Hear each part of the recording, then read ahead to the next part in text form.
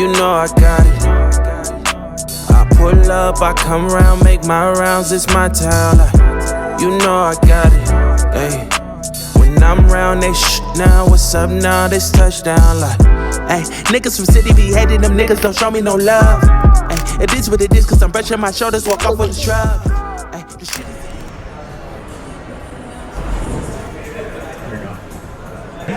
So tomorrow, this is what we're working on. I've already done the face, the first session. So tomorrow will be the second, and all we really have left are this area and then this area. But I've always gravitated, especially coming to the city, but for me to actually work in Toronto, it's definitely a crazy feeling. So if anything, it gives me the excuse to come here, especially in the city.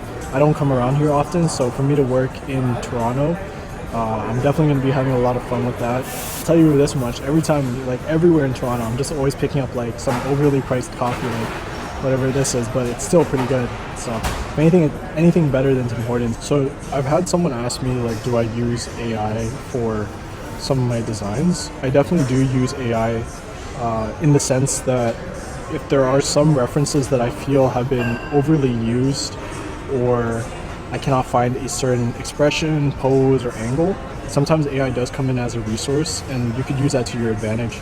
My references aren't really drawn or sketched out, if that makes sense. A lot of the references that we use are photographic references. So unless I'm actually taking the photo of someone or taking a photo of the reference, AI is the other substitute where I can just quickly get those images and generate it. But aside from that, AI has just been a resource for my design work and references only. Obviously, I do not use AI for any of my editing or the actual result of the tattoo. So that is exactly why, as a client or someone looking to get a tattoo, always make sure that whoever you're getting the tattoo from, you can see that they post real iPhone or natural lighting or natural photos of the tattoo. In terms of my guest spot here in Chronic, I'm only here working for 4 days, but I did lock in 2 clients during that time. So I'm pretty pleased with that. I'm not going to try to market and try to fill up those other spots. Realistically, because I am working long days for both clients, both of them will be almost, I think, 11-hour days. So I am completely okay with taking the day off in between. So rather than working out of the 4-day range, I'll be working twice. So I'm more than happy with that, especially considering it's my first guest spot here in Toronto.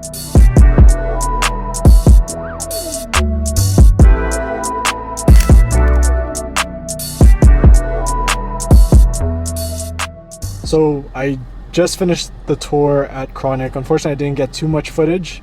The tour was just going by so fast and I just didn't want to interrupt the staff that was just helping me with getting around the studio.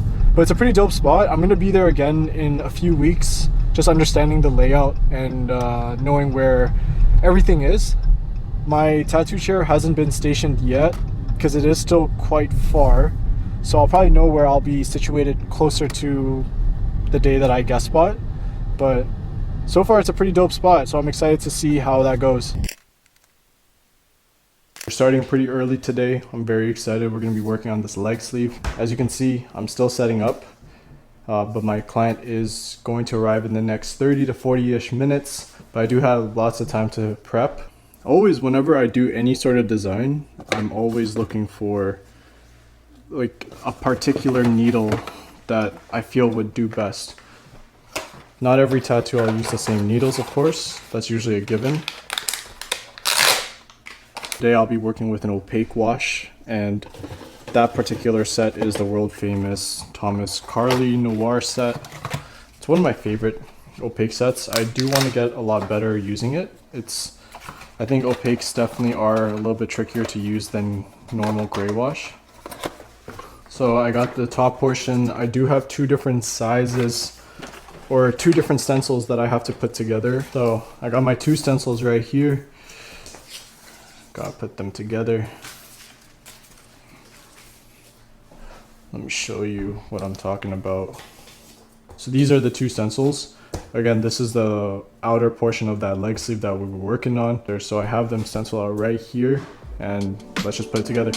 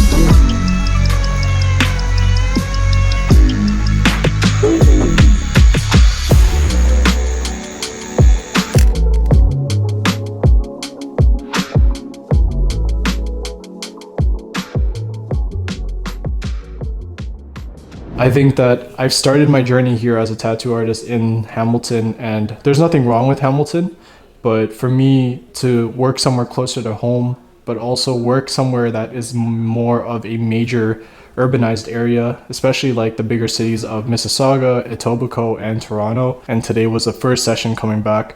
So getting my rhythm did take me a little bit longer to find my pace again. But again, I'm just glad that we got the leg sleeve done. I'm super happy with it. You can always improve and you can always find some areas that you can work on better. So I know that I'll be feeling this way once I take a look at the photos, but to see the finished results of this leg sleeve, this is what it looks like.